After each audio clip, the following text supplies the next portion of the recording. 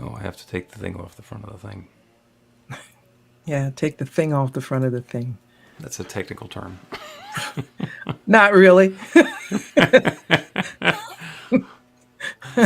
Afternoon, Carol. How are you? I'm doing okay. You wouldn't think that I went to film school and actually worked as a broadcast engineer at NBC, forgetting to turn the thing off the thing. But Yeah, you know what? When you said the word thing and then just now the thing off the thing, and that word is just can go with whatever. It is understood within context, right? Like the Philly word John. John, yeah. Yeah. And somebody was on social media, saying that was they hated the word, and I said if you take that away, like conversations will just have no, you need that word. It means everything, everything. It's Yeah. yeah, And everything and anything. with an asterisk. And the reason for the asterisk is there are times when people in my life use the word, what do you even call it, or thingamajig, or thingy. And what they're really doing is they're making me do the mental activity of figuring out what they're talking about because they don't want to bother trying to find the word themselves. It's like, You know what? That's way too much thinking, right? It is. When somebody's talking and they say one of those things, you already know what they're talking about for the most part. sometimes, but when the conversation, when the person walks into the room and says, "Do you have the thing?" I say, "Noun, please." Just give me a noun. It doesn't need to be the best noun. Just Are you anything. from Philly? Not originally. Philly people don't need nouns. We just know. And I know Okay, I'm going to get all Philly people sending me these little notes saying, well, depending on who they are, we don't do, but that's just funny. that is Just funny. put a word in there. Oh, so anyway, we should probably mention that this is the live stream pre-show of the Practical Prayer podcast. No, we have not said anything particularly spiritual yet, so it's not like you missed anything that we actually have done. And the idea of the live stream is that we're recording the podcast. I'll play start in a couple of minutes, and we open this up so that anybody who wants to can either put a comment in that we can respond to in real time, or the invitation that if you have a question about practical prayer or the podcast, or there is a prayer topic that you'd like us to address, go to bethelight.com, b-the-light.com, and you can get us a message through there, and we can put your topic into the topic hopper, as though there's a topic hopper. It's actually just Carol is the topic hopper. It's got that. I just got the visual of one of those I Love Lucy episodes with all the ideas coming down the conveyor belt. Yeah, yeah. Well, you know what? I have to do homework. See, I'm not like my teacher. My teacher knows all this stuff, right? And that's why I like it because he knows all the stuff. I get to pick the topic, but sometimes I pick topics that I got to do more homework on than I expected. Because I You can't mean come so? on here and not even know something about what I picked, right? Okay. Does that No, mean this time you're going to get to give your explanation first? not at all. Well, it's good to have a plan. Well, I have thoughts about it, how it came, but we'll see. It always works. It always works. Yeah, And at the very least, in a half an hour, we'll be done. good point. There we go. So let's get the program underway, and I will click the button, and when we come back, we will be actually in the Practical Prayer Podcast, the official, right there in the groove, Practical Prayer Podcast. I'm so excited. A practical prayer is a prayer that works. These discussions between Reverend Bill Marchiony and Carol Lawrence dive into the details of how it works and how to work it. Reverend Bill is a New Thought minister and the author of Practical Prayer for Real Results. Your new life begins with a new thought. Carol Lawrence is on a spiritual quest, finding the New Thought teaching after decades on the pulpit in 3 different traditional denominations. I've got some questions. Together, they're exploring the philosophy and activities that come together from many of the world's religions to create the practical spirituality that is New Thought.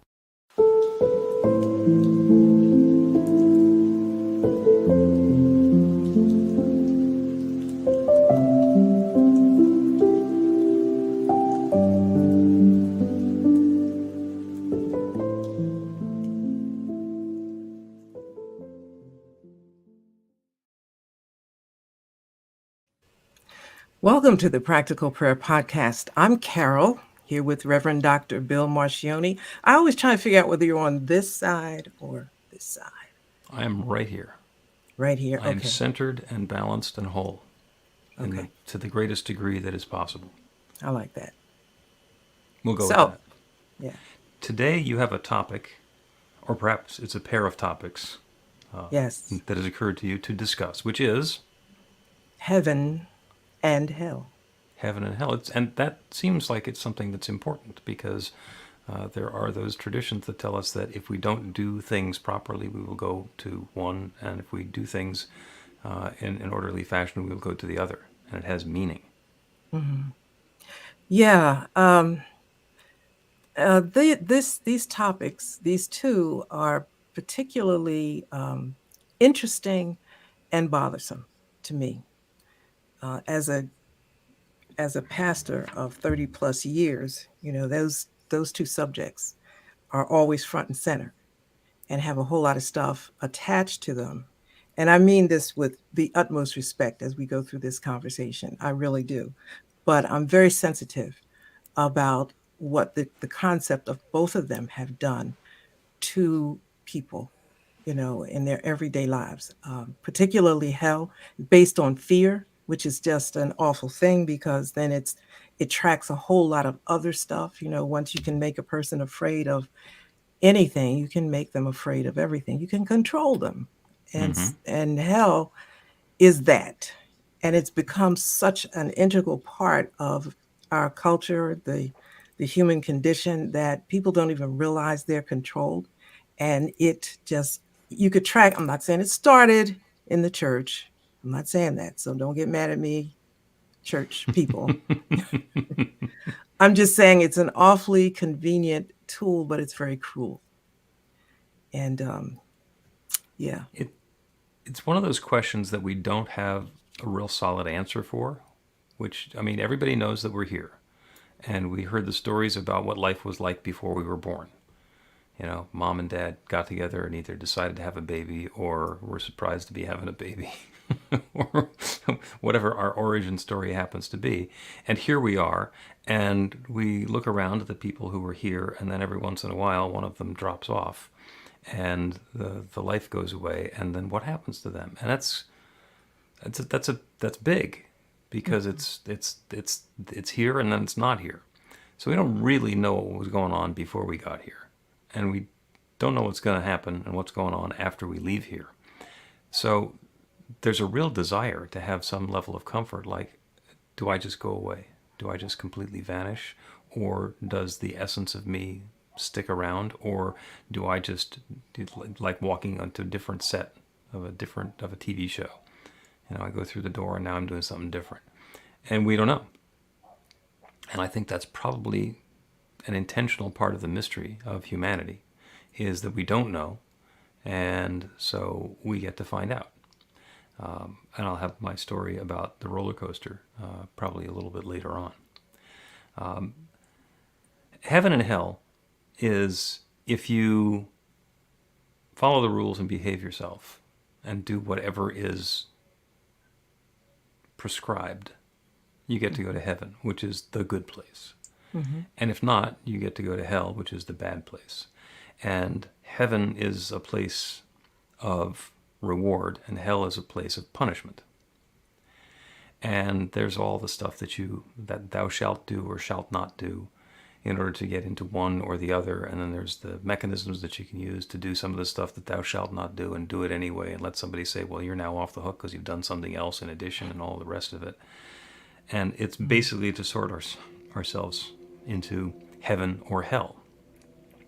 And there's a really interesting notion that there is what I'm going to call scriptural behavior or ritual behavior, which are all the things that thou shalt do or shalt not do in order to go to heaven. And it's really clear guidelines. And some people can follow those and do what they are told and aim themselves in the direction of their reward. Then there's moral and ethical behavior. And that's the way that we behave as humans when we're not thinking about heaven and hell. Am Am I going to be kind to people? Am I going to be generous with the resources that I have available? Am I going to have a reverence for life? Am I going to be a bully? What are my behaviors going to be? So here's the key question that comes about in New Thought, and we'll get to heaven and hell in a minute, maybe. If God were okay with any behavior of yours, if there were no scriptural or spiritual behaviors, how would you behave? Would your behavior change? Are you killing people or not killing people because there's a rule, there's a scripture, there's something in church that says God doesn't want you to kill people? Or do you not kill people because that's not the sort of person you are and that's not the sort of person you want to be? That's a personal question you're asking me? You can, sure. We'll make it a personal question. I mean, it's a sort of an umbrella question for everybody who's listening. Yeah. I would love to think that I would do the right thing. I would love to think that. I can't be sure, though, because I was raised in the church, and as much as I have shed and attempted to shed some of the things that have not been helpful, there's still a lot of that in my belief system, probably will always be. So right and wrong and what's fair, like do unto others and that kind of stuff is still in me. If it was never given to me, I'm not sure that I would be, a person that is, just, I don't know how it would be. If it were karma rather than heaven or hell, if we're going to get to go through these repeating lifetimes and what I'm doing to other people in this lifetime is going to come back to me in the next lifetime, it means exactly the same thing as do unto others, etc. Yes. And but then it's not about doing something because God's going to punish me if I don't do it. It's about doing something because that's going to up-level me in my next life. And what we talk about in New Thought is that we can take that off the table. Do what we're going to do in this life. Follow ethical and moral behavior. The highest and best of what we understand is our expression in the world. And then that's the sort of life that we're leading, and that activates the law of attraction. And if I'm a loving and supportive and generous person, then I will attract loving and generous and supportive activities and circumstances into my life. And if I'm petty and mean and divisive and steal stuff, then eventually my stuff's going to get stolen. Mm-hmm. Yeah. And I want to stay there a little bit because you used the word karma and you said it's the same as, you reap what you sow, what goes around comes around. All of that is the same thing. But there's not a lot of emphasis on that. And I understand fully the law of attraction, but I think when you explain karma, you have to put, and what goes around comes around, it's a nice little saying, but if you really put yourself in it and say, how would I want to be treated in this situation? And this is how I'm always going to behave. Let me take a real safe example. I have always been a heavy tipper when I go to a restaurant, always. That I think I remember when you tip 10% or whatever. I have always straight tipped 20%, always. And then I'll go up from there. And the more money I have, the more I'll tip. But, and I don't even care if the service is poor. I don't care. Because somebody may have been having a bad day, blah, blah, blah. But here's the other thing behind it. And I have a motive, right? I have children. And I started this before I had children. And I thought, I want to put as much good in the universe as I can. Because they may need it someday. Will I need it? Yeah, sure, maybe. But I always think I can make it. I'll be okay. I'll put it out there. And I need a reservoir, a bank account of goodness for my children, because I don't know what kind of world they're going to encounter. And I got to tell you, there's times when I've looked at them and thought, hey, I'm glad I made that deposit for you. You are definitely making withdrawals out of my karmic account. Yeah, but you know what? It's that personal. Somebody might say, that's not, but it is that personal. I want good to come to me and everybody that is around me and that I care. And if I can help that happen and make sure I don't do any crap that's going to mess it up. Now, do I do stuff to mess it up? Have I done? Sure. But like I get right on it, and see if I can talk to the universe to straighten this out. I don't know if you can or not, but I do that because it's that real to me.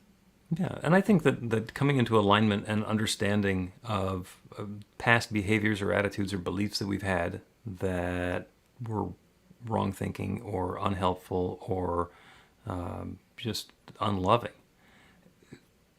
Sometimes those, we realize it when we're in the middle of it, and sometimes it's as soon as we calm down, like 10 minutes later, and sometimes it's a day. It can be decades later.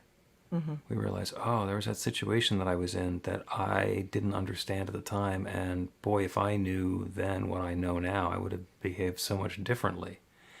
And when we come to that realization, that's where the change happens. That's where we're able to let go of that and allow that energy to go away and allow something new to start operating and as activating the law of attraction for us. A huge piece of that is forgiveness. When somebody else did something that really hurt or bothered us and we're still triggered by it, when we let it go, that's forgiveness. We're not condoning the behavior, we're just letting go of the charge that we have with it. And when we realize that we did something, or we said something, or there was something that we caused in the past that was a problem, the forgiveness is for ourselves. I was doing the best that I could at the time, and it was woefully inadequate, and I'm going to let myself off the hook. Which energetically is for it. Yeah. And that's a whole nother lesson right there, or another talk, or another webinar on forgiving oneself, not just others. That's just really huge.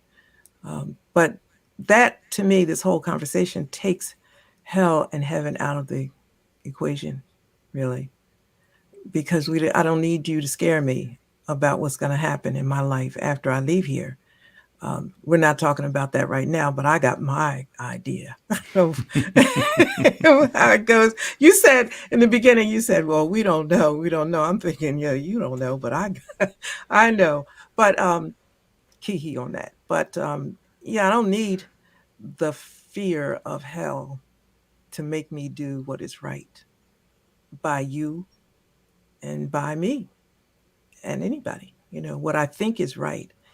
And if it's not, I think sometimes I'm not real sure about this, but I'll do it and see what happens. And I think out of a sense of doing things right for the highest good. Doesn't mean it always works, but I think intention has a little sway in this matter too. Yes or no?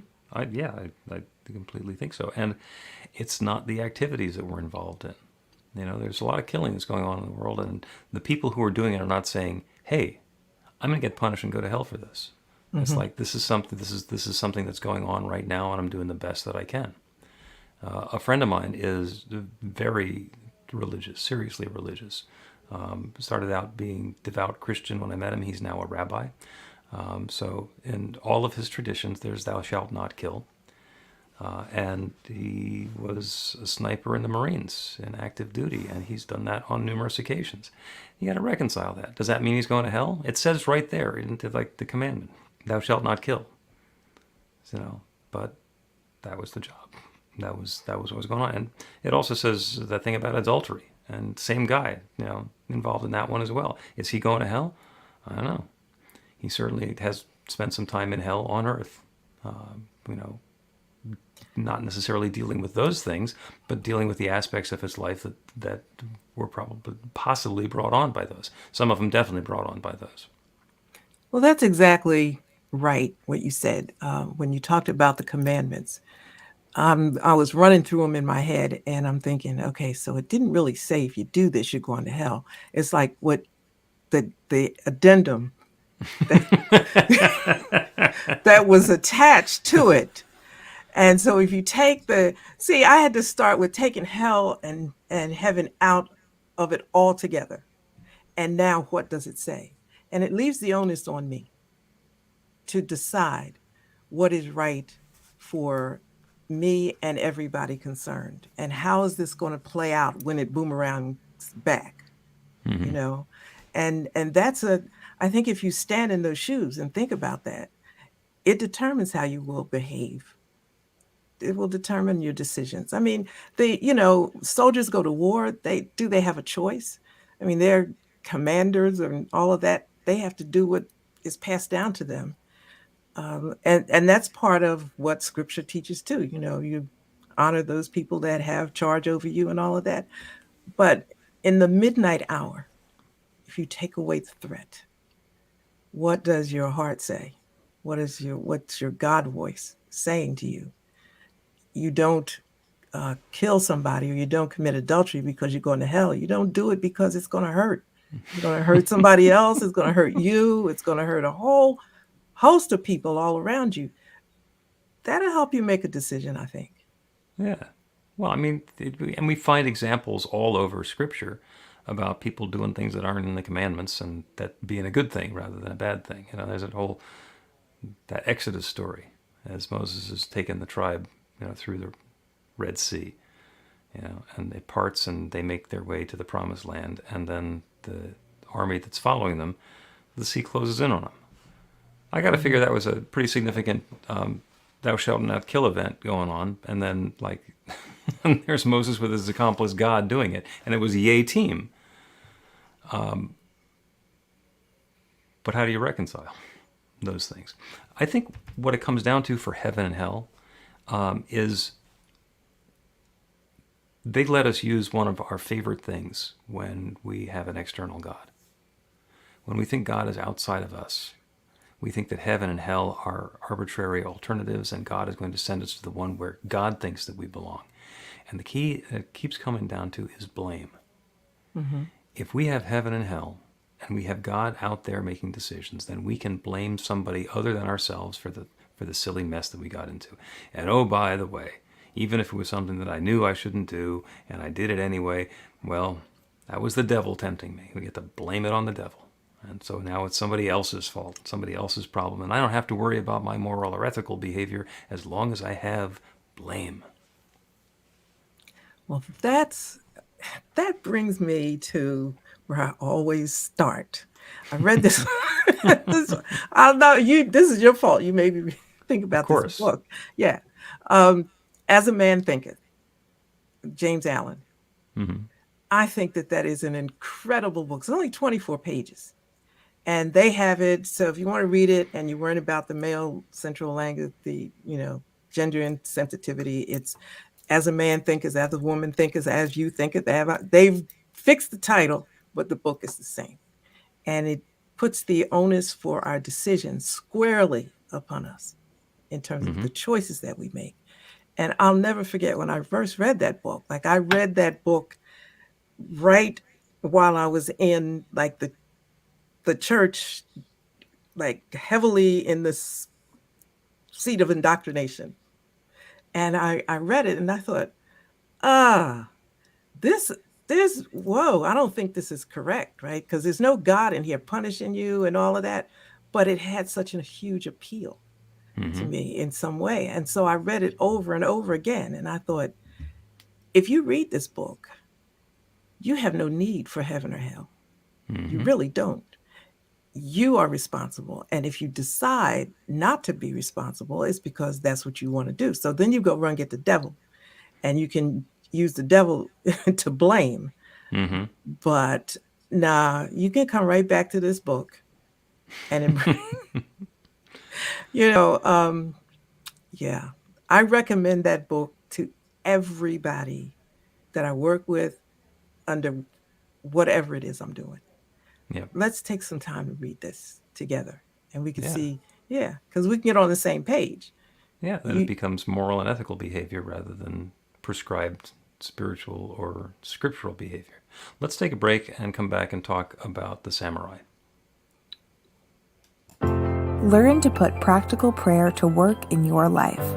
The steps are simple to learn and let you begin to get real results to create the life of your dreams immediately. Reverend Bill Marchiony's widely acclaimed book, Practical Prayer for Real Results, gives you a clear summary of the New Thought principles behind practical prayer and the series of easy-to-understand steps found in the most effective prayers from religions and spiritual practices all over the world and throughout history. Practical prayer is not a replacement for your religion or practice.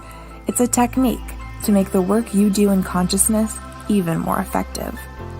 The book includes 40 prayers on various topics that you can adapt as needed and use as your own.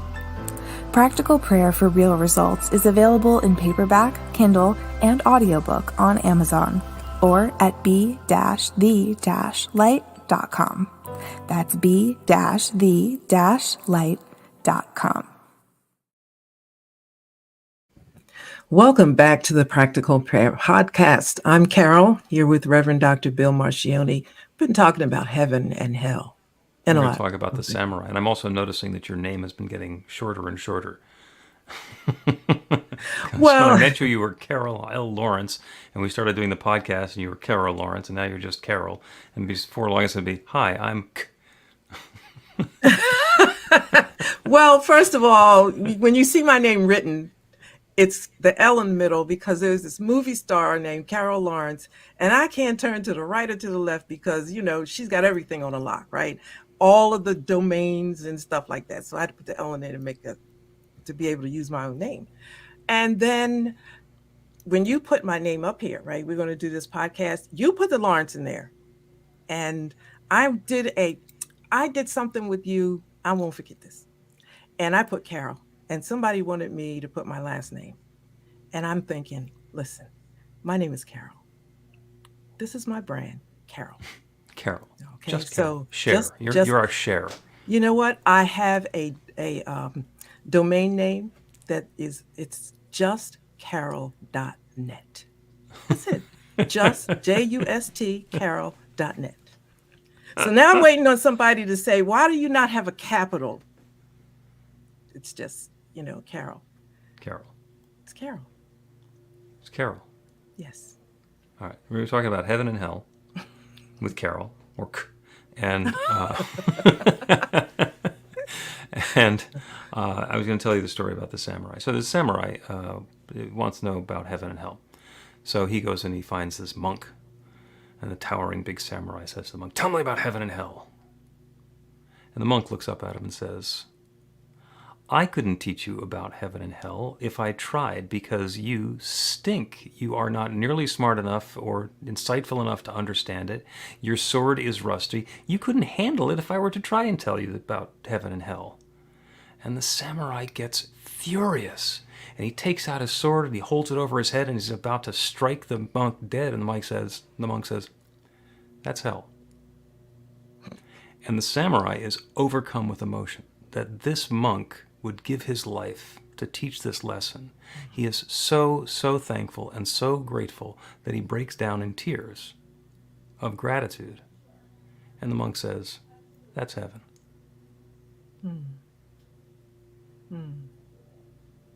That's huge. And no, it didn't require any outside force to explain it or to justify it or to choose door number 1 or door number 2 or the consolation prize behind door number 3 if there is one. We're a choice. We're always a choice, and the choice is ours. I think I mentioned at the beginning of the podcast the roller coaster or the amusement park. It, to me, is completely conceivable, and I don't know that life as a human being here on planet Earth might, in fact, just be an amusement park ride. And as we're undifferentiated spirits deciding we're going to have a human ride on planet Earth, it's like going to Disney or another amusement park and deciding which ride we want to go on. Do I want to go on the rich white guy ride? Do I want to go on the impoverished person living in sub-Saharan Africa ride? Do I want to have the monastic life ride? Whatever, we choose our ticket, and we get on the roller coaster, or we get on the tilt-a-whirl, or we get on the little slow choo-choo that just goes very slowly around the perimeter of the park. We get to choose the ride that we're going to be on. And All too often, we get in the middle of the roller coaster ride and we decide, this is too exciting, this is too scary, I want to be on a different ride. And we spend the entire ride being worried about not being on the right ride. Mm-hmm. And it is completely possible that once we get to the end of the ride, we get off and we go on and get on again. Or get on a different ride. No, I'm going to go eat cotton candy from over there and I'm not going to go on a ride. We attach a huge amount of importance to us because to us it seems like it's a matter of life and death. Because of course to us it is. And that's the picture that we're looking at. That's the framework that we have, is that this is the life that's given to me and what's going on in my life. So that has more to do with, first of all, remember we started out, you said you don't know how it is afterwards or before. Like No I idea. think we do choose the ride and forget that we did it, right?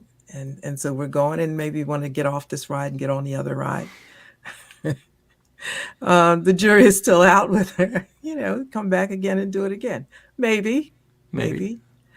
But in terms of how we live this life, because I was thinking about, you used the term moral and ethical Mm-hmm. and how we make our decisions. So if we take the threat of heaven and hell, pain and reward away from the whole thing, on what do we base our decisions?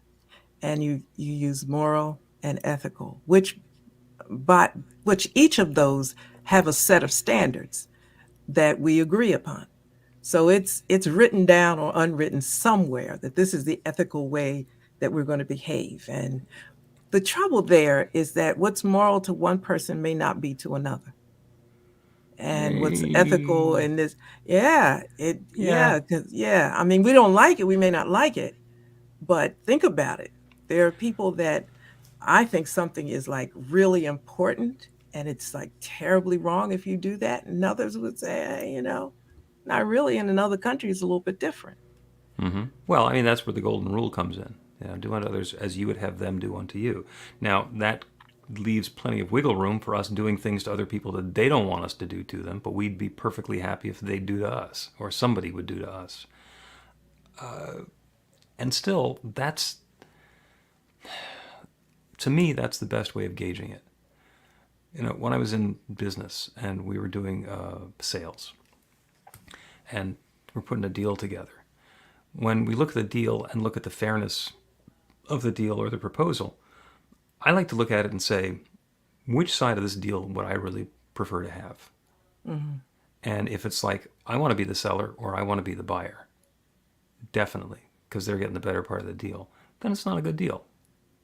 Now, there might be a situation, there have been lots of times where the person who's selling is distressed and they need to get a sale right now, so the person who's buying, who could afford to wait as long as they wanted to, is going to get a real bargain to take advantage of the distress. So it's not the value of the exchange, it's the value of the distress and the immediacy that the person needs to complete the deal. But when you look at it as this is an even exchange, this energetically, this is equal. This is, each party is going to come out getting something that they want, and each party is giving up something that they're freely willing to give up. That's where fairness and balance and ethics come in, as far as I'm concerned. And you can look at anything from that perspective and understand where the balance is. Yeah. And I like that. I like that word, balance and fair. It helps me. I never really used the word love a lot because I really thought it was quite misunderstood and very, very difficult to use as a guide. And this is getting complicated, but Oh, you're about to queue up a whole additional episode. probably. But I have since realized how very often I use that to determine what I'm going to do in a given situation with another person. It's like, what would love say? And love is always concerned with the best for everybody or the best for the other person. And actually, I always think about, if it's the best for you, I know it's going to be the best for me. because Spirit's going to make sure of that. So I always just feel that way. So I never feel like I can give too much because I'm not going to have enough. I'm always going to have enough. I'm going to have more than enough. Maybe in the moment, I might be a little stretched, but I'll just hang in there because I'm going to have enough. And, it's like in the practical prayer in the introduction, it says a prayer that really works. Mm-hmm. It's going to work. Maybe not in this moment, in the next 30 seconds, or even in the 30 days, but it's going to work because if it's good and it's honorable and all of that, I just believe it will honor even my good intentions. Now, again, that's a whole nother thing, but I have in mind now the way that we treat people that are different in whatever ways you may define different. Love makes us not do that. If you look at it from a different perspective. So if you've never been hurt, then maybe it doesn't hit you. But if you think that your interaction with somebody else is going to make them feel the pain that you once knew about something else, it changes. It gives you a different choice. Maybe I will do this or that. Yeah. So I'm not going to go down that road. But like I said, taking heaven and hell out of it is cool with me because I'll just say, what will love do in this situation? And I know it sounds corny and fluffy and all of that, but it really isn't. It's very foundational. It absolutely is. And we get to save our definition of love for another episode and the other one that you're queuing up now. Let's take a break and come back and do a practical prayer about what would love do. Get inspiration in an instant. God calls are the gentle and uplifting moment of truth to help you remember that the bright light of God's love is shining right now as you. It's your God Call with Reverend Bill. Start your 2-week free trial today, and you'll get a phone call 4 times a week from Reverend Bill with an uplifting half-minute message filled with insight, wisdom, story, and fun. Let your light shine. You can answer the call to listen to it live or let it go to voicemail so you can hear it later. After the free trial, your subscription is just $5.95 a month. The details are at godcall.org. God calls are disruptive, intentionally. Whenever you write something, put on a gold star. They take you away from your routine to remind you about the truth of who you really are. They come at random times between 8:15 a.m. and 6 p.m., so you won't be expecting them. And somehow, the message is exactly what you need to hear at the time. Magic is loose in the world. It's a moment of motivation in the middle of your day. Find out more and start your 2-week free trial now at godcall.org. Welcome back to the Practical Prayer Podcast. I'm Carol, here with Reverend Dr. Bill Marchiony, and I'm not at a yet. You have not abbreviated yet. We're going to do a prayer. We're going to do a practical prayer on what would love do. And this is all about opening ourselves up to love and also opening ourselves up to guidance. Because when what we want to do is take that next step and we are willing to do what love would do, then we're letting go of our attachment to doing things the way that we want to and allowing Spirit to guide us in that next perfect step, that next perfect action. So let's turn our attention to that infinite creative power that creates everything, the source of everything that exists everywhere. It's me. It's everyone who's within the sound of my voice. It is everything everywhere. Is that one presence taking its own particular form? That love is at hand in all of creation.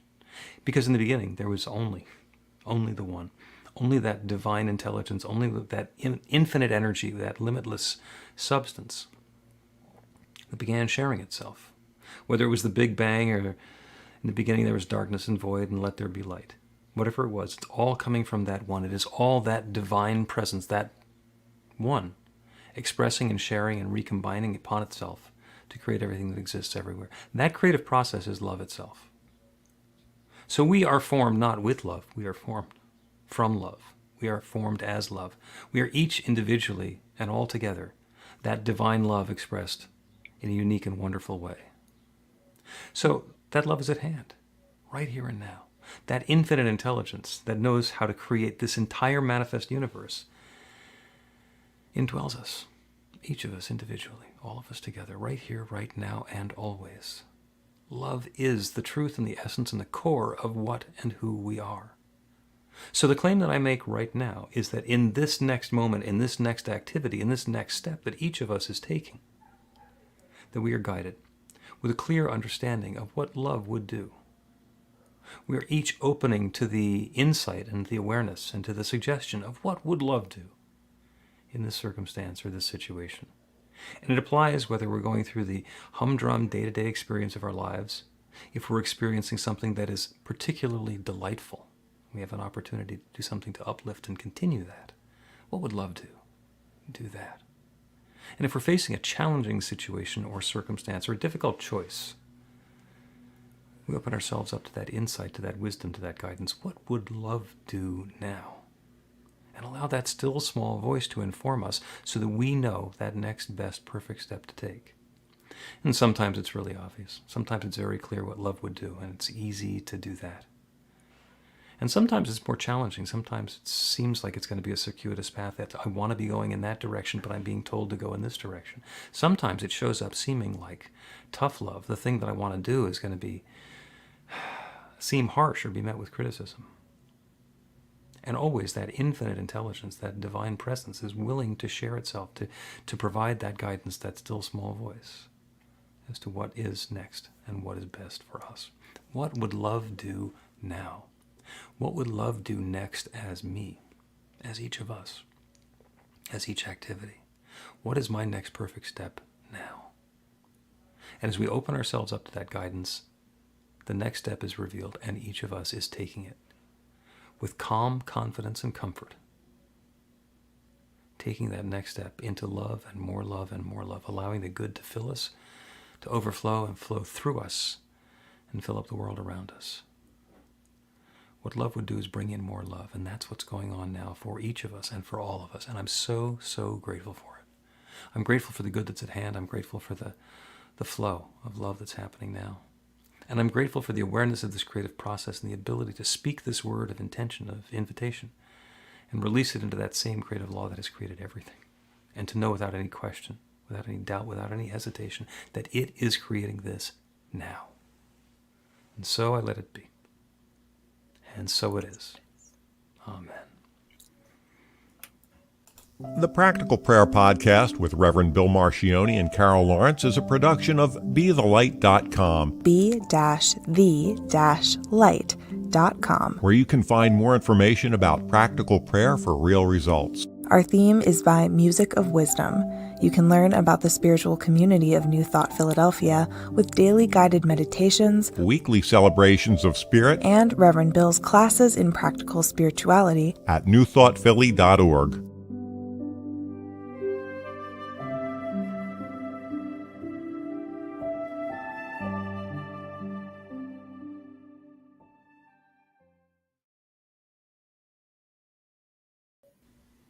And that's a wrap. That was good. This is the post show. Yeah, that Yeah. was good. Have we ever defined or tried to come up with a definition of love? Have we done that on the podcast? No, we have not. Okay. I know we haven't. All right. Because I would know.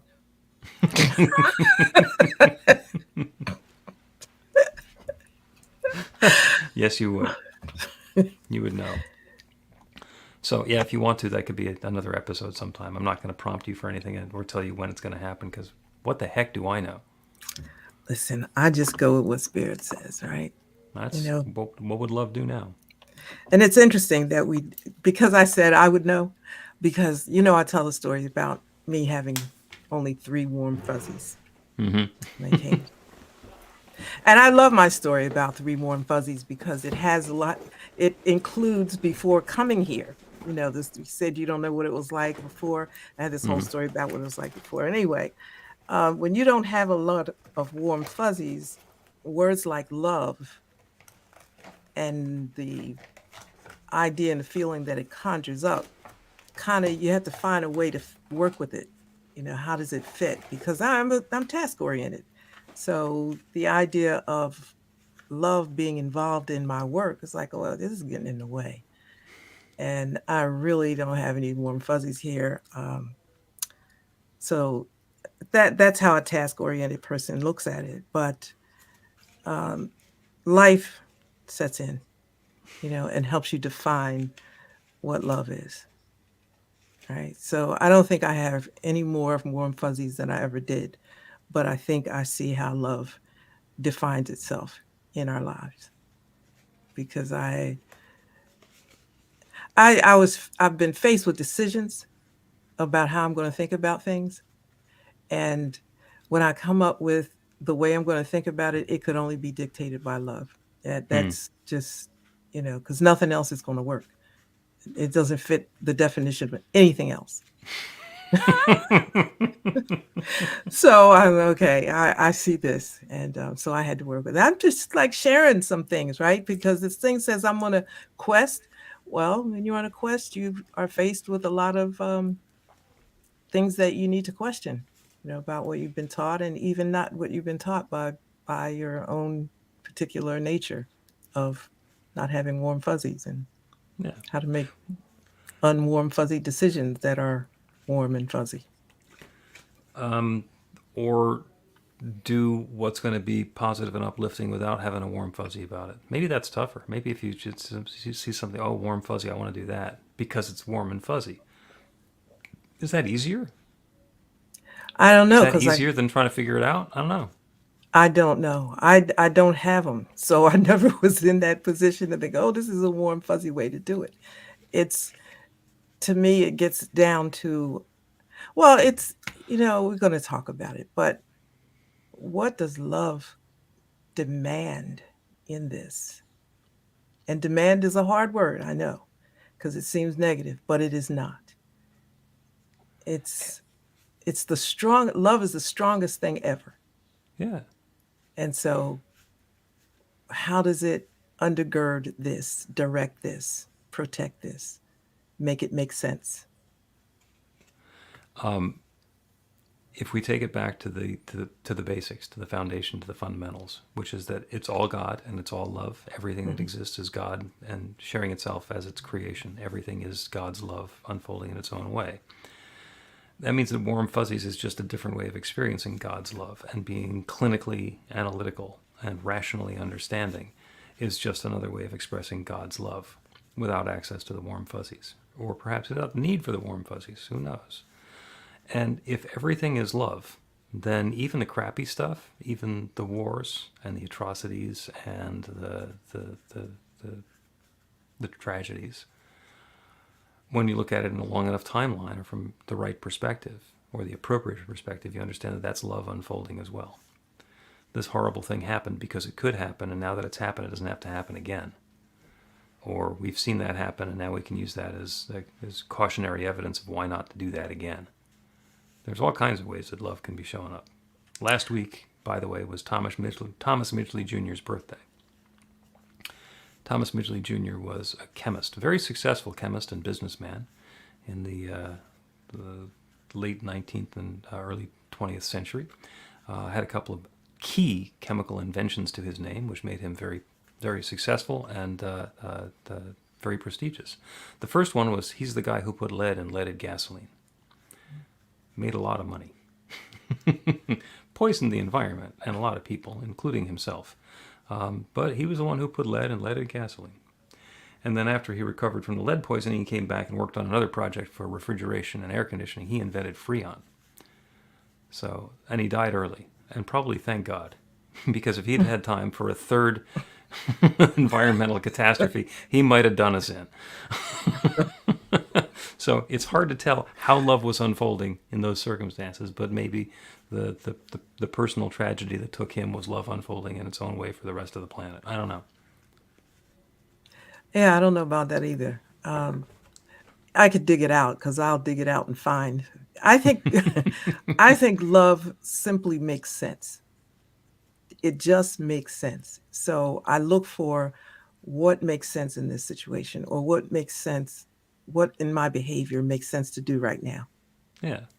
And I think that's it. I mean, everybody probably has a different way of going about it, but I had to find my way because I understood that love is fuzzy and warm, and I just couldn't I It's not the couldn't one you're manage it. doing. I was thinking, and then there's that self-esteem thing, and I'm not good because I don't feel these warm fuzzies that everybody else says I'm supposed to feel, and that's not true. So I had to stop and think, now wait a minute, spirit made you this way, so you better figure it makes sense. So find the sense that it makes for you. And it comes back to that, if you can make a decision out of love, it makes all the difference in the other person's life and how you are able to live with yourself, I think. Yep. Yeah, I agree. All right, we probably continue talking about this for another 2 or 3 hours, but let's go ahead and wrap it up and thank everybody who's listening on New Thought Media Network. And I guess we got to figure out if we're going to be here on Memorial Day. Are we? I don't know. We'll discuss that once we get off the air. Oh, okay. So it'll be a surprise for everybody who's listening.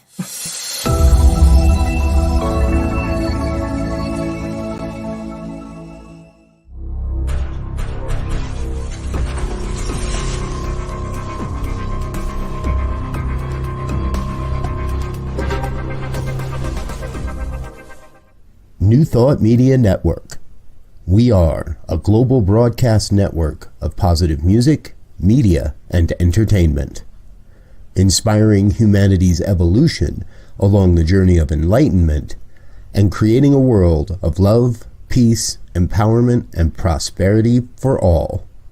New Thought Media Network. Positively inspiring.